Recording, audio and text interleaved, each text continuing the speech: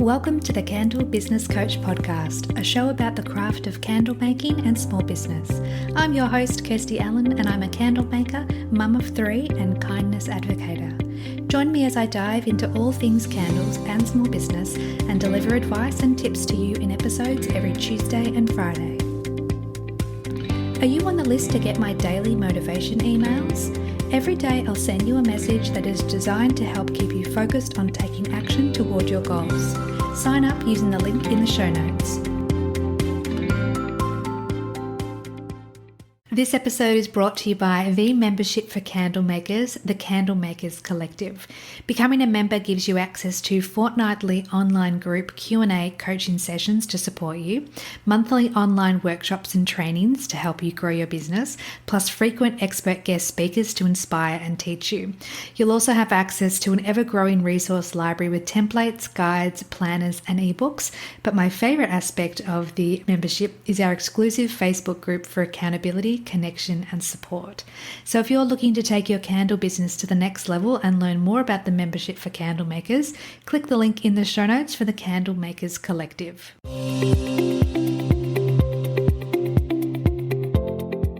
Welcome back to the podcast, my friend, or hello if you are new. I'm your host and friendly candle business coach, Kirsty, and I'm so glad that you're here for another episode of the Candle Business Coach podcast.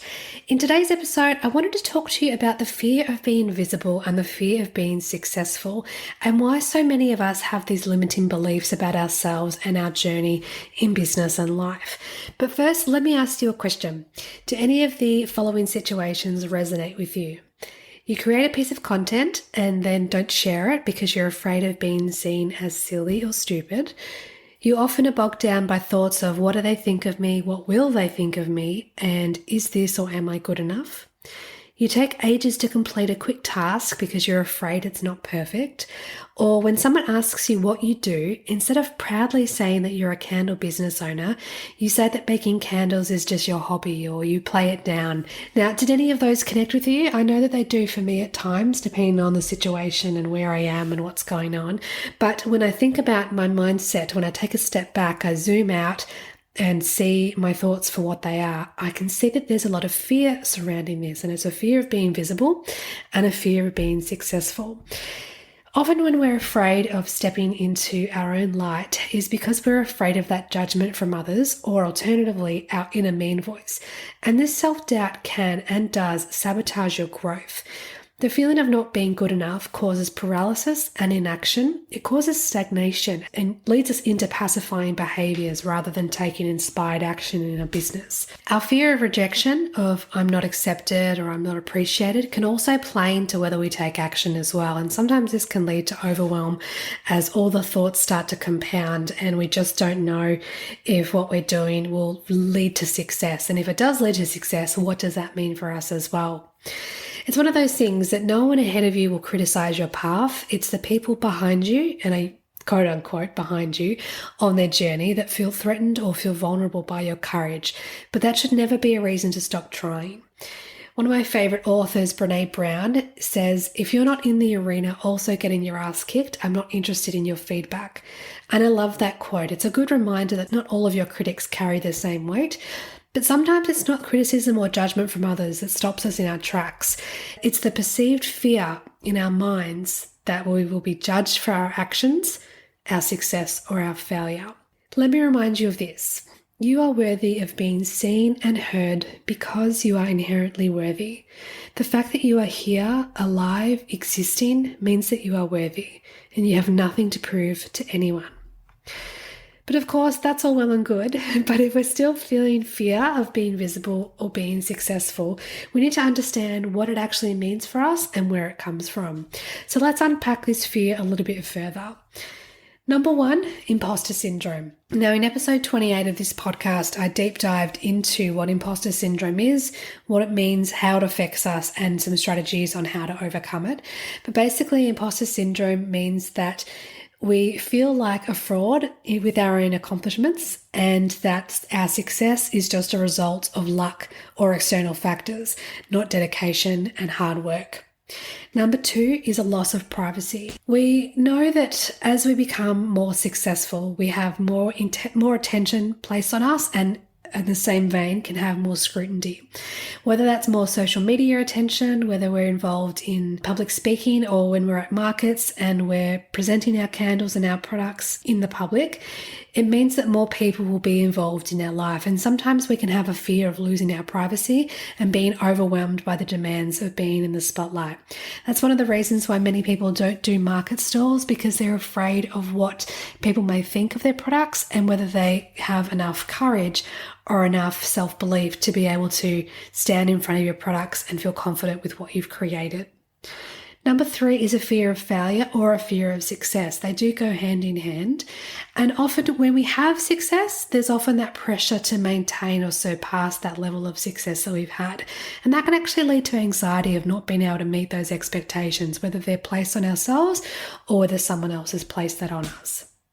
Number 4 is self-worth and self-esteem. If we have low self-worth and low self-esteem, we're less likely to take inspired action in the direction of our goals to then move our business forward into the future. What this can mean is that we stay in the same place, we stay stuck, and it means that we're not progressing with our journey, which can be really disheartening and can often lead to wanting to pacify with other behaviors as well, such as going on social media for hours or watching Netflix for hours or doing anything rather than working on the business.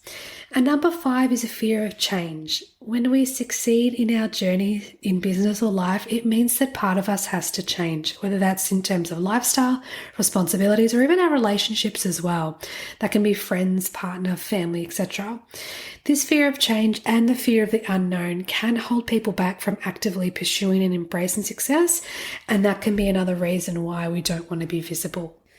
So how do we actually overcome our fear of being visible, and how do we overcome our fear of being successful so that we can actually find success and basically just get on with it? So there's a few things that we can talk about. Number 1 is self-reflection. Understand the root cause of your fear. What specific beliefs or experiences are contributing to it? When you identify these, it can help you work through them, and it can help you understand your mindset that little bit more. Number 2 is positive affirmations. Cultivating a positive self-image by using affirmations and focusing on your strengths and achievements is a really great way to increase that self-awareness and build that self-confidence. Number 3 is mentorship and support. So seek guidance and support from mentors, coaches, or even therapists can help you navigate the challenges that come with success and being visible if this is something that resonates with you. Number 4 is gradual exposure. Taking small steps to become more visible, whether that's on social media or sending emails to your list or attending markets or going into that cafe that you would love to have your candles wholesaled at. Doing things slowly can also help build confidence over time and help reaffirm that you're on the right path. Number 5 is celebrate achievements. Acknowledging and celebrating your successes along the way reinforces your belief in your abilities, and it's just a really nice way to show gratitude on your journey. And number 6 is to challenge negative beliefs. Challenging and reframing negative beliefs about yourself and your worthiness of success is a really great way to help encourage those positive thoughts instead. I'm a huge advocate of all things personal development, whether that's reading books, listening to podcasts, going to therapy, and just generally increasing my self-awareness by journaling. It's one of the most incredible things that I've done for my own self-journey growth process. And that's because it's a way of looking inward, zooming into who you are as a person and understanding your inherent worthiness and what you actually want to achieve in your life. When you focus on being your best self and achieving success and achieving your goals, focusing on that rather than focusing on the negatives or focusing on the challenges can help motivate you and push you through and help you get to where you want to be in your business and your life. It's essential to focus on your personal growth and well-being as you pursue your goals and dreams. And know that you can always reach out to me on Instagram at Candle Business Coach if you have any questions or queries about the personal growth journey and what stage you're up to as well. I'd love to be able to support you on your journey. Now, 2 weeks ago, in the last solo episode of the podcast, I mentioned that I was going to be creating some free resources. I've now created the first one, the Candle Business Startup Guide, which is a Trello board filled with tips, tricks, resources, and information to help guide the newer candle makers on their journey. So if this is you and you want to download a copy of the guide, just check out the link in the show notes. I'll have it there for you. And of course, always let me know what you think of these podcast episodes. I do love it when I hear from listeners all over the world. It's incredible to think that this little podcast is edging closer and closer to episode number 100. So we'll have to do something special for when that episode comes around. But until then, I hope you have a beautiful day and a beautiful week, and I will see you and talk to you in the next episode. Thanks everyone for listening today. I hope this episode added value to your candle making journey. Check out the show notes for all the links mentioned throughout today's show, and please subscribe to the podcast so you don't miss any future episodes. Thanks again for listening. Have a beautiful day.